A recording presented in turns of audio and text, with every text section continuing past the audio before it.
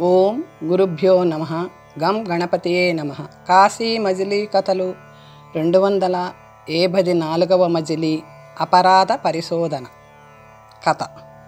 నందభూపతి పంపిన ఉత్తరం చదివి కోపంతో మండిపడుతూ భోజరాజు ఒక సభ తీర్చాడు. ఆ సభకి కాళిదాసు మొదలైన మహాకవులు, పండితులు, పురోహితులు, మంత్రులు, సామంతులు, రాజపురుషులు అందరూ వచ్చారు. ప్రధానమంత్రి లేచి, సభ్యులారా, లోకులు చెప్పడానికి వినడానికి కూడా మంచి కంటే చెడునే ఎక్కువ ఇష్టపడతారు. ఈ నగరంలో శుద్ధ శ్రోత్రియ బ్రాహ్మణుడైన అగ్నిశిఖుడు కాళిదాసుని భోక్తగా పిలిచాడని ఆ బ్రాహ్మణుని ఈ ఊరి వారు వెలివేశారట. సంతానం కలగ్గా వారి మీద కూడా వెలి తీయలేదట.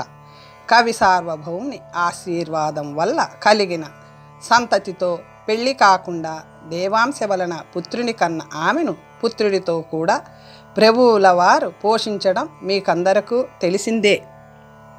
ఆమె ఇక్కడి తుంటరులకు భయపడి పుట్టిల్లైన పాటలీపుత్రం వెళ్ళిందట. ఆమె వెనుక ఎవడో వెళ్ళి ఆమె తన భార్య అని నందరాజు వద్ద అభియోగం తెచ్చాడట. వారు పితృదత్త శీలం తెలుపమని మాకు రాయగా మేము యథార్థం తెలిపాం. నందుడు ఈ ఊరి సభాపతికి కూడా రాసిన పత్రికకి పితృదత్త వావి వరుసలు లేకుండా సంచరించింది. కన్యగా పుత్రుణ్ణి కంది. దానికొగడు మగడు లేడు. ఇప్పుడు కామందకుడనే వాడిని తీసుకుని ఎక్కడికో లేచిపోయింది. ఆమె ఇక్కడ వెలికి గురి అయింది అని జాబు రాశాడట. విరుద్ధంగా ఉన్న పత్రికలు చూసి యథార్థం తెలుపమని నందరాజు మళ్ళీ మనకి రాశాడు. సభను జరుపుతున్నది అందుకే. సభాపతి ఏ ఆధారంతో అలా రాశాడో జవాబు చెప్పవలసి ఉంది అన్నాడు. సభాపతి లేచి, సభ్యులారా, బ్రాహ్మణులు వేద శాస్త్రాలు చెప్పే కర్మలు చెయ్యాలని ఉంది. అలా చెయ్యని వారిని బహిష్కరించడం బ్రాహ్మణాచారం. కాళిదాసు మహాకవి అయిన కులాచారాలు వదలడం వల్ల బ్రాహ్మణులు అతనికి పంక్తిని తినరు. అలా తినని అగ్నిశిఖుని వెలివేయడం మా తప్పు కాదు. అది అలా ఉంచండి. పితృదత్త అన్నల చేత పోషించబడుతూ పెళ్లి కాకుండానే గర్భవతి అయింది. కొడుకును కంది. కాళిదాస కవి సమస్య పూరించినంత మాత్రాన ఆమె నిర్దోషి అవుతుందా? కవిగారికి అగ్నిశిఖుడి యందు అభిమానం కొద్దీ అలా పూరించాడని నేను నిశ్చయంగా చెప్పగలను. ఎలా అయినా నిద్రలో కలిసిన వాడే ఆమెను ఈ ఊరి నుంచి లేవదీసుకుపోయాడు. దారిలో ఏం కలహం వచ్చిందో వాడిని అవతలికి పొమ్మంది. వాడు ఆ రాజు దగ్గర తగువ పెట్టాడు. దీనిలో మా తప్పేముంది అన్నాడు. భోజుడు కాళిదాసు వైపు చూసి, మహాత్మా, మీ సమస్య పూరణం తప్పంటున్నారు. అందుకు నిదర్శనం చూపుతారా అని అడిగాడు. కాళిదాసు కళ్ళు మూసుకొని ధ్యానించి, మణిమంతుడా, వేగం వచ్చి దర్శనం ఇవ్వు, పితృదత్తకి వచ్చిన అపఖ్యాతిని పోగొట్టు అని శ్లోకం చదివాడు. మొదట 1000 పడగలతో వచ్చి సభలో అందరికీ కనిపిస్తూ అంతలోనే రూపం మార్చి మనోహరమైన ఆకారంతో సభ మధ్య నిలబడ్డాడు. భోజరాజు అతనికి నమస్కరించి అడిగిన ప్రశ్నలకు, నేను వాసుకి మనవడిని, నా పేరు మణిమంతుడు, ఎవరో మహానుభావుడు నన్ను మంత్రబుద్ధుడిని చేసి రప్పించాడు. ఆ శక్తి ముందు నిలవలేక వచ్చాను అన్నాడు మణిమంతుడు. భోజరాజు, ఇది వరకు ఎప్పుడైనా ఈ నగరం వచ్చావా అని అడిగాడు. మణిమంతుడు, ఇప్పుడు స్వేచ్ఛగా వచ్చాను అన్నాడు. భోజుడు, వచ్చి ఏం చేశావు అన్నాడు. మణిమంతుడు, కామరూపుడిని కనుక మానవ రూపంలో ఊరిలో విహరించాను అన్నాడు. భోజుడు, విహరించిన తరువాత అన్నాడు. మణిమంతుడు, నది తీరంలో చూసి మోహించిన చిన్నదానిని నిద్రలో కలిశాను అన్నాడు. భోజుడు, ఆ సంగతి ఆమెకు తెలుసా అన్నాడు. మణిమంతుడు, తెలియదు, స్వప్నప్రాయంగా మోహం తీర్చుకున్నాను అన్నాడు. భోజుడు, మళ్ళీ ఆమె వద్దకు ఎప్పుడైనా వచ్చావా? మణిమంతుడు, లేదు, ఆ మాటే మర్చిపోయాను అన్నాడు. భోజుడు, నీ వల్ల ఆమె ఈ లోకంలో ఎంత నిందపడుతుందో తెలుసా అన్నాడు. మణిమంతుడు, తప్పే, ఇప్పుడు ఆమెను నా ధర్మపత్నిగా స్వీకరిస్తాను, అనుమతిస్తారా అన్నాడు. భోజుడు, అనుమతించే వారెవరు? ఇది వరకే మిమ్మల్ని ఆమె భర్తగా నిర్ణయించుకుంది. మీరు రహస్య క్రీడ ఈ మహానుభావుడి వల్ల వెల్లడయింది. లేకపోతే ఆమె అధోగతి పాలయ్యేది అంటూ జరిగినదంతా చెప్పాడు. మణిమంతుడు, నేను మహా అపరాధిని అయ్యాను. ఆమె ఎక్కడుంది? కొడుకుతో కూడిన ఆమెను గౌరవిస్తాను అన్నాడు. రాజు, పాటలీపుత్ర నగరంలో ఒక తగువులో అపరాధిగా ఉంది, అక్కడికి పోయి చూడు అన్నాడు. మణిమంతుడు, నన్ను ఆమె ఎరుగదు కదా, నిదర్శనంగా పత్రిక రాసిస్తారా అన్నాడు. భోజుడు, గ్రామ సభాధిపతిని అడగాలి, ఇప్పటికైనా పితృదత్త ఉత్తమురాలని ఒప్పుకుంటారేమో. సభాపతి ఇతర బ్రాహ్మణులు లెంపలు వేసుకొని ఈ గ్రామంలో ఉండి కూడా కాళిదాస ప్రభావం తెలుసుకోలేకపోయాం, మా అపరాధాలు క్షమించి నిష్కృతి కావించండి అంటూ కాళిదాస మహాకవికి సాష్టాంగ నమస్కారాలు చేశారు. వారికి బుద్ధి వచ్చిందని సంతోషించి భోజుడు నందుడి రెండో ఉత్తరం అందినట్లు అందుకోసం సభ చేసి వాదోపవాదాల అనంతరం మునుపు నిందించిన వారే కాళిదాసుని స్తుతిస్తూ పితృదత్తని ఉత్తమురాలని ఒప్పుకుంటూ రాసిచ్చిన పత్రాలను జత చేస్తున్నట్లు రాసి, పితృదత్త భర్త మణిమంతుడే ఇప్పుడు మీ దగ్గరికి వచ్చినవాడు అంటూ ఆ ఉత్తరాలు అతనికే ఇచ్చాడు. కామాంధకుని శిక్షించమని కోరాడు. ఆ ఉత్తరంలో ఆ లేఖలు తీసుకుని కాళిదాసుకి నమస్కరించి మర్నాడు మణిమంతుడు పాటలీపుత్రంలో పితృదత్త గృహం చేరుకునేసరికి అక్కడ కోలాహలంగా ఉంది. అయ్యా, ఆమె పుత్రశోకంలో ఉంది, 4 రోజులు ఆగండి, తరువాత రాగలదు అని వేడుకుంటున్నాడు ఆ ఇంటి యజమాని. ఇది నా భార్య గడియ కూడా ఇక ఉండకూడదు, వాడు నాకు కొడుకే, నాది పుత్రశోకమే, ఏం చేస్తాం అని కామాంధకుడు నిర్బంధిస్తున్నాడు. వీడు నా భర్త కాదు, నేను పోను, బలవంతంగా చనిపోయి నా కొడుకుని కలుసుకుంటాను అని పితృదత్త దుఃఖిస్తుంది. నందుడు భోజుడికి రాసిన ఉత్తరానికి జవాబు రాకుండానే పితృదత్తని ఎవరితోనో పొమ్మని రుక్మవర్మ తీర్పు చెప్పడం అన్యాయం అని పెద్ద మనుషులు నిందిస్తున్నారు. మణిమంతుడు వాళ్ళందరినీ తప్పించుకుని ముందుకు వెళ్ళి, పితృదత్త, నా భార్య, నేను మణిమంతుడను, భోజరాజు రాసిచ్చిన పత్రం ఉంది, నందరాజు గారున్నారా అని అడిగాడు. అందరూ తెల్లబోయి పితృదత్తకి ఎందరు మొగుళ్ళు అని పరిహాసం ఆడారు. కొందరు ఆ పత్రాలు చదివి, పాపం ఇతనే మొదటి మొగుడు, రుక్మవర్మ అన్యాయపు తీర్పు చెప్పాడు, మించిపోయింది లేదు, ఈ పత్రాలు రుక్మవర్మకి చూపించండి, శాసనం రద్దు చేసుకుంటాడు అన్నారు. మణిమంతుడు ఆ పత్రాలను రుక్మవర్మకి చూపాడు. చదివి, నిన్న పితృదత్తని కామాంధకుని భార్యగా నిర్ణయించి అతనితో పొమ్మన్నాం, ఆ శాసనం మార్చడం జరగదు, ఈ ఉత్తరాలు మా తండ్రి కాలానివి, ఆయన పోయి 2 మాసాలైంది, పితృదత్తకి పుస్తి కట్టిన వాడైతే ఇన్నాళ్ళు ఏం చేశాడు, సమయం దాటిపోయింది, ఇంకేమీ జరగదు అనేశాడు. మణిమంతుడు, నేను పితృదత్త భర్తనని చెబుతుంటే అలా అనడం న్యాయం కాదు, అనేక నిదర్శనాలు చూపుతున్నాను కదా, ఆ దొంగ బ్రాహ్మణుని పిలిపించి విచారించండి, అపరాధిని శిక్షించండి అన్నాడు. మంత్రి నిర్బంధం చేయగా తనకు ఇష్టం లేకున్నా రుక్మవర్మ అంగీకరించవలసి వచ్చింది. మంత్రి కామాంధకుడిని తరచి ఎన్నో ప్రశ్నలు అడిగాడు. అతను ఈ లేఖలు ఇతను సృష్టించినవి అనేశాడు.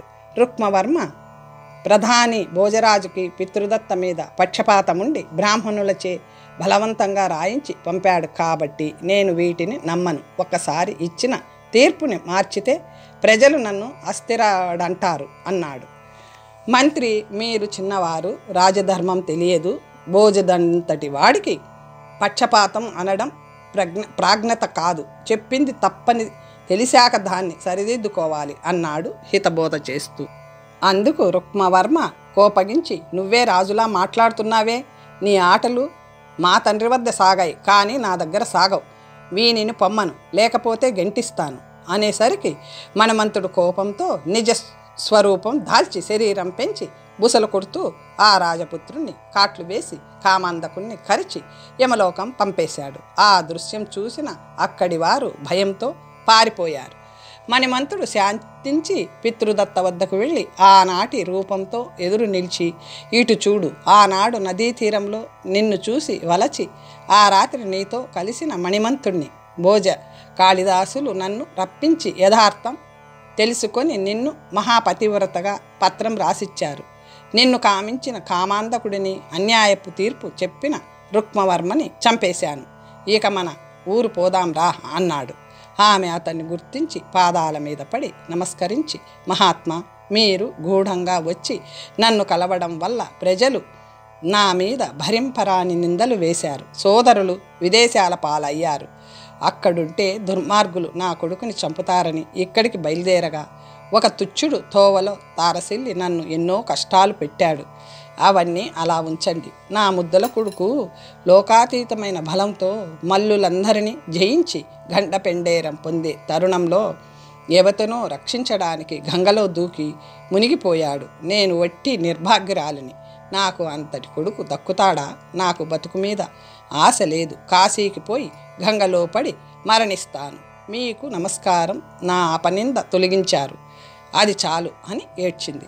అంతలో రాజపుత్రుడు పాము కరిచి చనిపోయాడనే వార్త వ్యాపించి కోటలో కోలాహలం మొదలైంది. అది గ్రహించి, మనం ఇక్కడ ఉండకూడదు, పోదాంరా అని అతను చేతులు చాచి ఆమెను పట్టుకొని ఘడియలో తన నివాసం చేరుకున్నాడు. 285వ మజిలీ మిత్రుల కలయిక. తరువాత ఏం జరిగింది అడిగాడు సుబాహుడు. ముఖంలో ధైన్యం నిండగా పణిదత్తుడు సింహాన్ని చంపాక మణిమంతుణ్ణి మంత్రులిచ్చిన గుర్రం మీద వెళ్ళి ఆ పులిని కూడా చంపాను. దానిని చంపడానికి నాకు ఒక గడియ పట్టింది. అది చచ్చి పడిపోగానే దాని వశంలో ఉన్న తాళం చెవి నాగమణి తీసుకొని వారుని చెప్పిన గుర్తులు చూసుకుంటూ రాగా ఒకచోట ఇనప తలుపు కనిపించింది. అది వరుణలోక మార్గం అని తెలిసినా ఊరుకోలేక అక్కడి వింతలు చూడాలనే సరదాతో నా వద్ద ఉన్న తాళం చెవితో ఆ తలుపు తీశాను. ఆ తలుపులు రివ్వున పైకి ఎగిరిపోయాయి. క్రిందికి మెట్లు కనిపించగా దిగసాగాను. 10 మెట్లు దిగేసరికి 2 దారులు కనిపించాయి. కుడివైపు దారిలో దిగి కొంత దూరం వెళ్ళగానే చీకటిపోయి వెలుగు నిండింది. అక్కడ ఒక చక్కని చెరువు కనిపించింది. పులితో పోరాడి అలిసిపోయి ఉన్న నాకు ఆ నీరు చూడగానే స్నానం చెయ్యాలనిపించి కత్తి శంఖము పక్కన పెట్టకుండానే తటాకంలో మునిగాను. లేచి చూసేసరికి కాశీ విశ్వనాథుని దేవాలయం వెనుక భాగాన నిలబడి ఉన్నాను. భక్తులు స్తోత్రాలు వినబడసాగాయి. కళ్ళు తెరిచి అంతా చూశాక అంతవరకు నేను చేసిన పనులన్నీ కలలనిపించాయి. కానీ నా వద్ద ఉన్న కత్తి శంఖం చూసి ఇంద్రజాలమేమో అనిపించింది. తీవ్రంగా ఆలోచించగా వరుణలోకం వారు ఆ తటాకంలో మునిగి కాశీ విశ్వనాథుణ్ణి ఆరాధించడానికి ఇక్కడికి వస్తుంటారు అని వారుని చెప్పిన రహస్యం జ్ఞాపకం వచ్చింది. దేవతాశ్రీలు ఎవ్వరూ ఏదీ లేదు, మళ్ళీ నేను అక్కడికి వెళ్ళలేను అని విచారిస్తూ విశ్వనాథుడికి నమస్కరించి, స్వామి, నన్ను ఆకాశానికి ఎక్కించి నేల మీదకి తోసావా? ఆ విశేషాలన్నీ చూపడం ఎందుకు? మళ్ళీ తీసేయడం ఎందుకు? ఎప్పటికైనా నన్ను మళ్ళీ ఆ వరుణ కన్యలతో చేరుస్తావా అని ప్రార్థించి యువతలికి వచ్చేసరికి నువ్వు కనపడ్డావు. నా ఆరాటం కొంత తీరింది అన్నాడు పణిదత్తుడు. గంగలో మునిగాక జరిగినదంతా సుబాహుడు చెప్పాడు. పణిదత్తుడు, మా అమ్మ క్షేమంగా ఉందా? మన మిత్రులు ఎలా ఉన్నారు? వీరమల్లుడికి గండపెండేరం ఇచ్చారా అని అడిగాడు. నీ కోసం ఆశ చావక కొన్నాళ్ళు మేము ఇక్కడే గంగా తీరంలో తిరిగాం.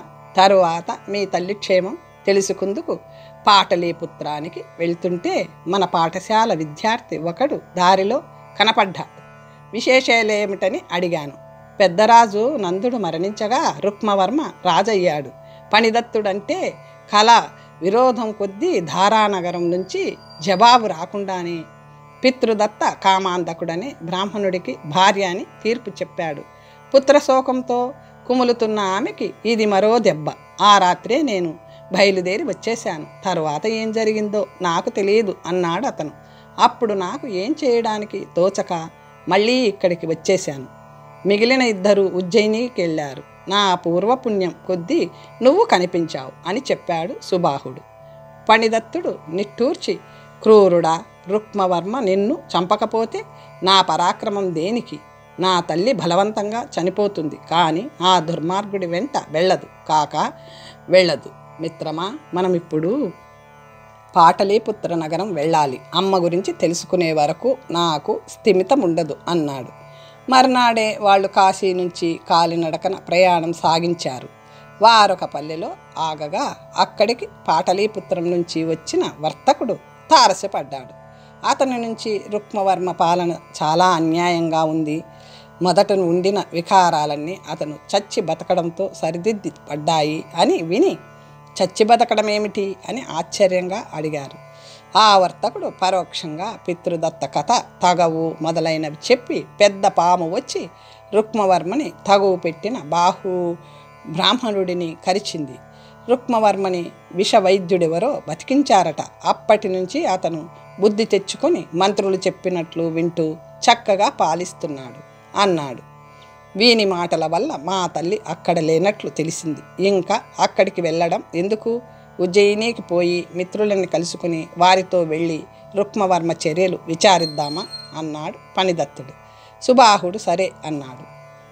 వాళ్ళిద్దరూ ఉజ్జయినిలో ఉన్న తమ మిత్రులని కలుసుకున్నారు. పణిదత్తుడిని తానెలా కలుసుకున్నాడో సుబాహుడు వివరంగా చెప్పాడు. అంతేకాక అతను నాకు ఎదురైన పెద్ద ఆపద తొలగించాడు వినండి అంటూ, మేము కాశీనగరం నుంచి పాటలీపుత్రం పోతుంటే దారిలో ఒక స్త్రీ తల విరగబోసుకొని దుఃఖిస్తూ కనిపించింది. ఆమె శోకానికి కారణం ఏమిటని మేము అడిగాం. నా భర్త నేను గుర్రాల మీద మా ఊరు పోతుంటే ఒక పులి ఎదురుపడింది. నా భర్త దాన్ని తరుముకుంటూ పోయి 2 వారాలయ్యింది. పులికి భయపడి నా గుర్రం కూడా పారిపోయింది అందామె. విచారించకు, నిన్ను మాళవ దేశం చేర్చి నీ భర్తతో కూర్చుతాం. మమ్మల్ని తోబుట్టువులుగా భావించు అన్నాం మేము. నాకు మాళవ దేశానికి దారి తెలుసు అంటూ ఆమె మమ్మల్ని తప్పించి చీకటి పడే వేళకి ఒక గ్రామానికి తీసుకువెళ్ళింది. ఆ ఊరిలో చక్కని ఇళ్ళు చాలానే ఉన్నాయి, కానీ మనుషులెవ్వరూ కనిపించలేదు. పశుపక్షి మృగాలు లేవు. ఇళ్ళన్నీ దుమ్ము పట్టి ఉన్నాయి. వీధుల్లో మనుషులు ఎముకల గుట్టలుగా పడి ఉన్నాయి. మేము ఆశ్చర్యపోతూ, ఇదే ఊరు ఇలా ఉందేం అని అడిగాం. నాకేమీ తెలియదు అనేసింది. ఆ రాత్రి మేము ఒక ఇంటి అరుగు బాగు చేసి పడుకున్నాం. ఆమె 2వ అరుగు మీద పడుకుంది. అర్ధరాత్రి పణిదత్తుడికి ఎందుకో మెలకువ వచ్చింది. కరకరమని చప్పుడు వినబడగా అతను అదిరిపడి చూశాడు. ఆమె భయంకరమైన రాక్షసి రూపంతో నా అవయవాలన్నీ నోటిలోకి తోసుకొని నమిలేస్తుందట. అతను పట్టలేని కోపంతో దాని జుట్టు పట్టుకొని ఈడ్చి బ్రహ్మరంధ్రం పగిలేలా ఒక గుద్దు గుద్దేడట. దెబ్బకు అది మొర్రోమని అరుస్తూ, మహాత్మా కొట్టకు, నీ దెబ్బ వల్ల నాకు పూర్వస్మృతి కలిగింది. నేనొక దేవకాంతని. ఋషి శాపం వల్ల రాక్షస రూపం పొందాను. ఇక్కడి జనం అందరినీ నేనే భక్షించాను. నీ వల్ల నాకు శాప విముక్తి లభించింది. నేను మునపటి రూపం ధరించి స్వర్గానికి పోతున్నాను. నీకేదైనా కోరిక ఉంటే చెప్పు, తీరుస్తాను అంది. అందుకు పణిదత్తుడు, దేవి, నా ప్రాణమిత్రుడిని మింగావు. సామర్థ్యం ఉంటే అతని బతికించు, అంతకంటే నాకు ఏ కోరిక లేదు అన్నాడు. ఆమె నన్ను బతికించి దీవించి వెళ్ళిపోయింది. నేను నిద్రలేచినట్లు లేచి ఆ స్త్రీ ఏమైంది కనపడదేం అని అడిగితే ఇతను ఆ వృత్తాంతం అంతా చెప్పాడు. పణిదత్తుడు దేవాంశ సంభూతుడు, మన పూర్వపుణ్యం కొద్దీ మిత్రుడుగా ఉన్నాడు అని చెప్పాడు. మిత్రులు 4 కొన్ని రోజులు అక్కడ కాలక్షేపం చేశారు.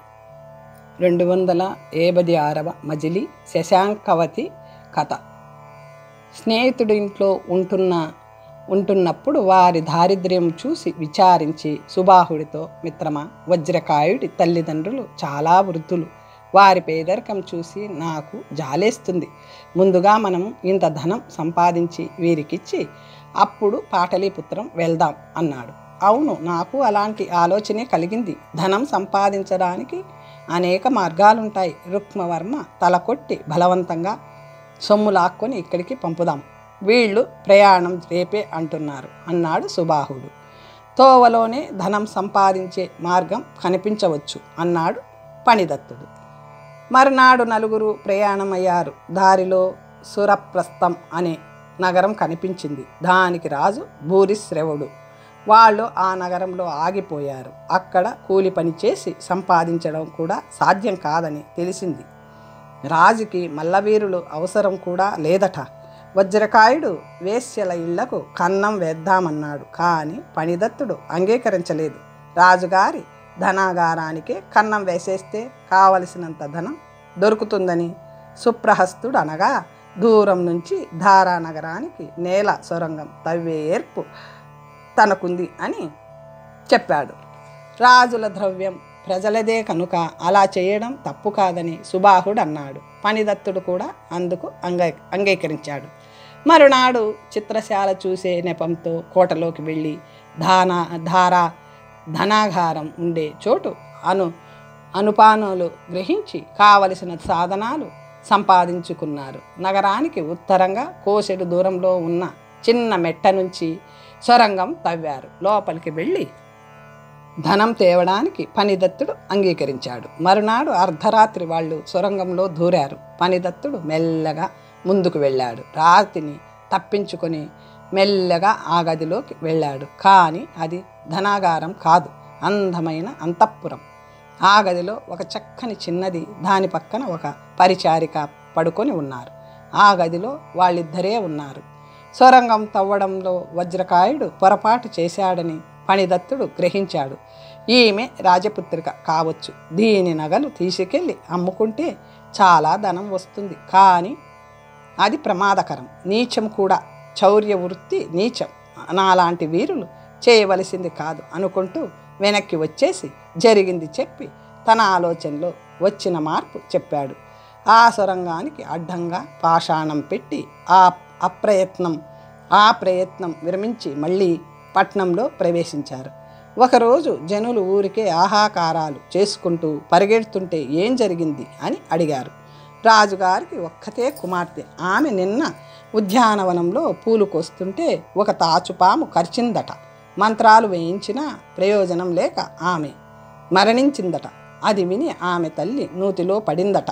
ఆమెను బయటకు తీయించారు, బతకొచ్చున్నట. రాజపుత్రిక శవాన్ని దహన సంస్కారం కోసం కిందికి పంపుతున్నారట, చూడటానికి వెళ్తున్నాం అని ఒక వృద్ధుడు చెప్పాడు. అది విని పణిదత్తుడు, మిత్రులారా, ధనం దొరకడానికి మనకి మంచి అవకాశం వచ్చింది. నేను ఆ చిన్నదాన్ని బతికించగలను.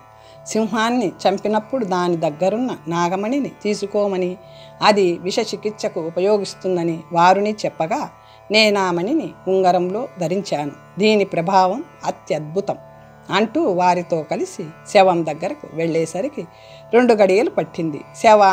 స్నానం చేయించబోతుంటే వాళ్ళు ఆగండి, విషవైద్యులం వచ్చాం అని కేక వేశారు. దాని దారిన అది పోయింది, ఇంకేం మంత్రాలు అని రాజు నిస్పృహ పడినా మంత్రి ఇంతలో పోయేదేముంది అని వాళ్ళకి అనుమతిచ్చారు. పణిదత్తుడు ఆమెను మంచం మీదకు చేర్చి అక్కడ ఎవ్వరిని ఉండవద్దని పంపించేసి నల్లబడి కళతప్పి వికారంగా ఉన్న ఆమె శరీరాన్ని చూస్తూ ఉంగరములోని నాగమణిని ఆమె ఒంటికి తగిలించడంతో గ్రహణం విడిచిన చంద్రుడిలా ఆమె శరీరం మళ్ళీ వెన్నెల్లా ప్రకాశించసాగింది. ఆమెలో మెల్లగా ప్రాణం చేరింది. కాళ్ళు చేతులు కదిలిస్తూ మంచినీళ్లు కావాలి అని అడిగింది. అంతవరకు అతను ఆమె మంచం మీద కూర్చుని తన ఉంగరం ఆమె వేలికి తొడిగాడు. రాజకుమార్తెకు ప్రాణాలు వచ్చాయని తెలియగానే అందరూ ఆనందం పట్టలేకపోయారు. రాజపత్నికి కూడా తెలివి వచ్చింది. రాజు ఆ గదిలోకి రాగానే ఆమె పణిదత్తుని చూపిస్తూ, తండ్రి, ఈతని దయ వల్ల బతికాను అంది. రాజు అతన్ని కౌగిలించుకొని ఎంతగానో స్తోత్రం చేస్తూ, నీకేం కావాలో అడుగు అన్నాడు. మీ అనుగ్రహమే కావాలి, మీరు ఏమిచ్చినా సంతోషంగా తీసుకుంటాను అన్నాడు పణిదత్తుడు వినయంగా. ఆ రాత్రి కోటలో వారికి గొప్ప విందు చేసి సభలో 1,000 దినారాలతో అతనికి అభిషేకం చేసి మరికొంత సొమ్ము కానుకగా ఇచ్చాడు. అదంతా వజ్రకాయ సుప్రహస్తుల తల్లిదండ్రులకి పంపి పణిదత్తుడు వాళ్ళ దారిద్ర్యాన్ని శాశ్వతంగా పోగొట్టాడు. 287వ మజిలీ శశాంకవతి సంయోగం. రాజుకు అతిథులుగా ఉండగా ఒకనాడు కుమారవతి అనే యువతి పణిదత్తుడిని ఏకాంతంగా కలుసుకొని, నేను రాజపుత్రిక సకురాలిని, నా పేరు కుమారవతి, ఆమె సందేశం తెచ్చాను, మీరు ఆమెకు ఒక మణి ఉంగరం ఇచ్చారట, దాన్ని తిరిగి ఇవ్వడం ఇష్టం లేక దానికి బదులుగా తన వేలి ఉంగరం మీకిమ్మని పంపింది, ఇదిగో అంటూ అతని వేలికి తగిలించబోయింది. అతను వారించి, ఆమె తండ్రి గారు ఆమె చికిత్సకు తగిన ప్రతిఫలం ఇచ్చారు కనుక ఇంకేమీ ఇవ్వక్కర్లేదు అంటున్నా బలవంతంగా అతని వేలికి తగిలించి వెళ్ళిపోయింది. తరువాత అతను తన స్నేహితులతో, రాజకుమార్తె రసికురాలిలా ఉంది అంటూ జరిగింది చెప్పి, మనం తొందరగా ఈ ఊరు వదిలిపోవడం మంచిది అన్నాడు. వాళ్ళు దేవకన్యలను చూసిన నీ కళ్ళకి మానవ కన్యలు ఆనుతారా అన్నారు. వాళ్ళు అంతలోనే రాజభటులు వచ్చి మొన్న రాజకుమార్తెకు చికిత్స చేసిన వైద్యుణ్ణి తీసుకురమ్మని రాజుగారు పంపారు అంటూ సలాములు చేశారు. ఫణిదత్తుడు ఒక్కడే రాజు వద్దకు వెళ్ళగా అతను గౌరవంగా ఆహ్వానించి శశాంకవతికి రాత్రి గుండెలో బరువెక్కిందట, పాము కరిచిన చోట కొంచెం మంట పెడుతుందట, మరో మంత్రం వేస్తారా అని అడిగాడు. దేవా, అది గట్టి పాము, 3 నెలల వరకు చిహ్నాలు కనిపిస్తూ ఉంటాయి, అయినా మరో మంత్రం వేస్తాను అని ఫణిదత్తుడు అనగా అతన్ని చూసి శశాంకవతి వలపులో పడుతుందేమో అని దాసి ద్వారా లక్షణాలు తెలుసుకోబోయాడు. కానీ చివరకు అతన్ని ఆమె వద్దకు తీసుకువెళ్ళక తప్పలేదు. 2 మంత్రాలతో పూర్తిగా నయమైంది అని వినడంతోటే ఫణిదత్తుడు ఆమె కపటం గ్రహించాడు. ఇంక రాదు అని చెప్పి ఇంటికి పోయి ఏమో అనుకున్నాను, కానీ రాజకుమార్తె అతి చక్కనిదే కాక చాలా తెలివైంది కూడా. ఆమెను చూసేసరికి నా కళ్ళు మిరమిట్లు కొల్పాయి అని పొగుడుతుంటే, నువ్వు ఇష్టపడితే రాజే ఆమెను నీకిచ్చి పెళ్లి చేస్తాడేమో అన్నాడు సుబాహుడు. ఫణిదత్తుడు అంగీ జోబిలో ఎందుకో చేయి పెట్టేసరికి ఒక పత్రిక తగిలింది. మీరు ఈ ఊరు నుంచి 2-3 రోజుల్లో వెళ్ళిపోతారని తెలిసింది, నా బతుకు తెరవేదో చెప్పి వెళ్ళండి అంటూ తన మనసుని విప్పి చెప్పే వివరమైన ఆ లేఖ చదివి సుబాహు, నేను మంత్రం వేస్తుంటే రాజు కన్ను కప్పి నా జోబిలో ఆమె ఈ పత్రిక ఉంచింది. తండ్రితో చెప్పినా అతను మా వివాహానికి అంగీకరించడట. నేను దారి చూపించాలట. ఎంత శ్లేషగా రాసిందో అంటుంటే సుబాహుడు నవ్వుతూ మనం వేసిన దారిని పోయి ఇది దారి అని చెప్పొచ్చుగా అన్నాడు. ఫణిదత్తుడు సొరంగ మార్గం ద్వారా శశాంకవతి గది చేరి ఉత్తరం వేసి వచ్చేశాడు.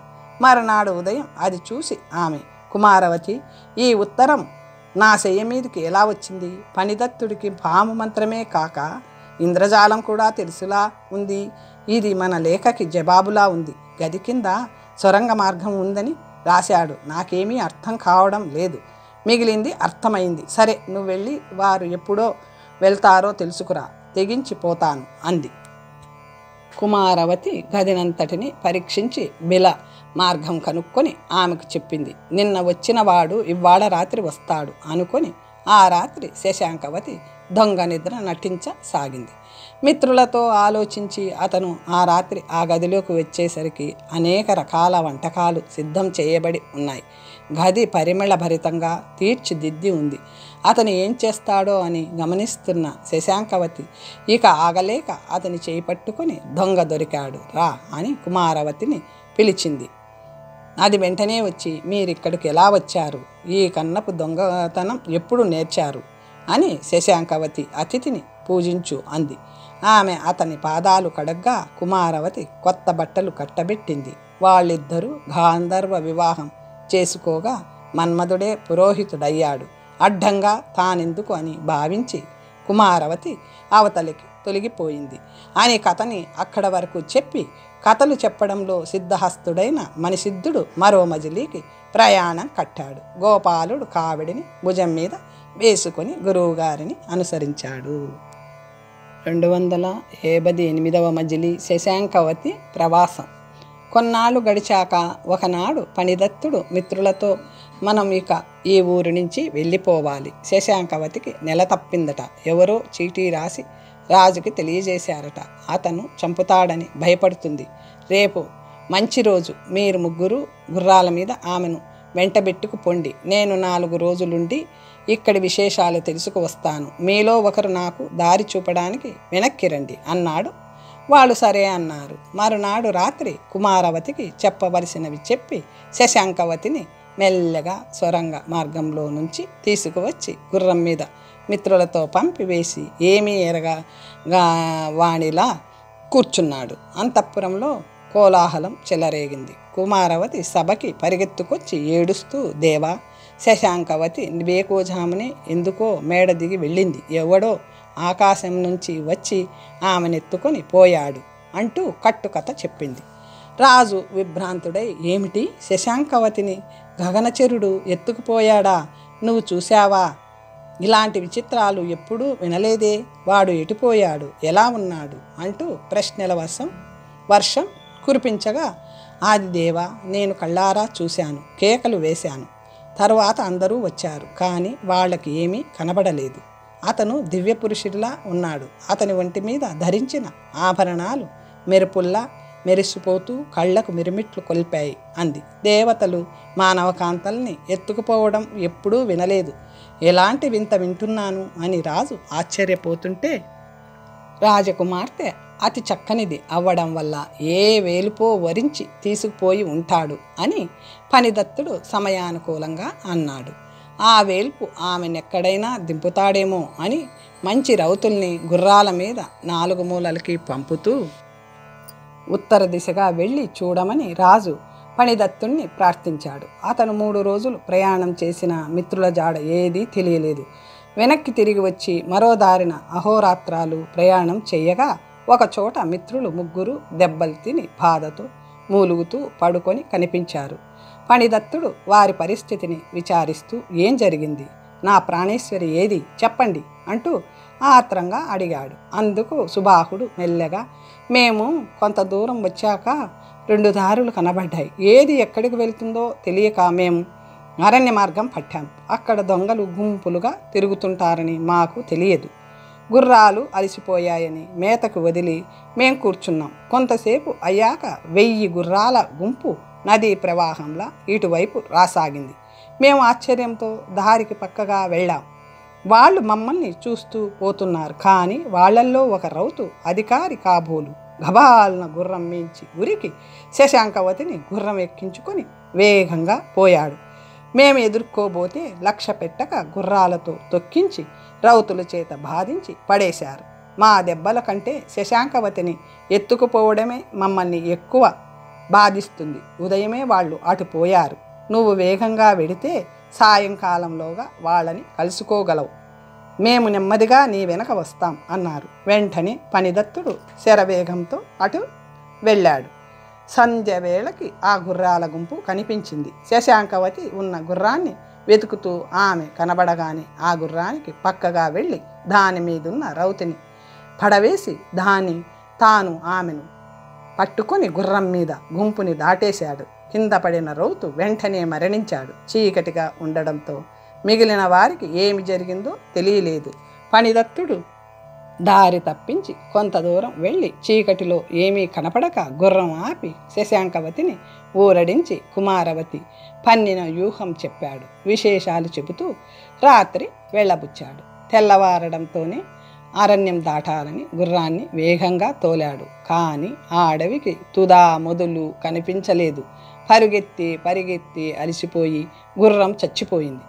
ఇంకా అప్పటికి జాము పొద్దుంది. నడవలేక ఆగిపోయారు. శశాంకవతికి దాహం వేయగా నీరు ఎక్కడుందో అని అతను ఒక చెట్టెక్కి చూశాడు. దగ్గరలోనే చెరువు ఉన్నట్లు కనబడగా తొందరగా తెస్తాను, జాగ్రత్తగా ఉండు అంటూ శంఖం పట్టుకొని వెళ్ళాడు. దారిలో చెట్లు గుట్టలు అడ్డంగా ఉండడంతో జలాశయం చేరేటప్పటికే ఆలస్యమైంది. శంఖంలో నీరు పట్టి వస్తుంటే ఎటు పోవాలో తెలియలేదు. రాత్రంతా తిరుగుతూనే ఉన్నాడు. 3 రోజులకి కానీ ఆ ప్రదేశం చేరలేకపోయాడు. అక్కడ గుర్రం చచ్చిన గుర్తులు కనిపించాయి, కానీ శశాంకవతి కనిపించలేదు. ఆమె కోసం విలిపిస్తూ శంఖాన్ని ఇసుకదారిలో గుచ్చి ఒక మద్ది చెట్టుకి 4 మూలలా చూడసాగాడు. ఆ దారిలో 5-6 కిరాతకులు సేవిస్తుంటే ఒక శబరి ఇసుకలో గుచ్చిన శంఖాన్ని తీసి ఎవరిదో అని పరిశీలించసాగాడు. అది చూసి ఫణిదత్తుడు చెట్టు దిగి వెళ్ళి, ఆ శంఖం నాది, నువ్వెందుకు తీశావు అని అడిగాడు. ఆ కిరాతపతి అడగగా తన పరిస్థితి చెప్పి, నా భార్య ఆ సుందరి నీకెక్కడైనా కనపడిందా అన్నారు.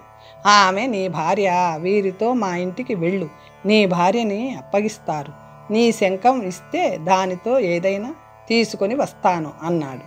అతనికి శంఖం ఇచ్చి శబరిపల్లెకి వెళ్ళాడు. ఆ రాత్రి అతనికి వాళ్ళు ఉపచారాలు చేశారు. తెల్లవారి లేచేసరికి అతని కాళ్ళకి బంధాలు ఉన్నాయి, గొలుసులు వేయబడి ఉన్నాయి. అప్పుడతను తనని మోసగించారని గ్రహించాడు. గ్రహచారాన్ని తిట్టుకుంటూ అతడు చెరసాలలో పడున్నాడు. తరువాత కథ వచ్చే భాగంలో తెలుసుకుందాం. ఓం స్వస్తి.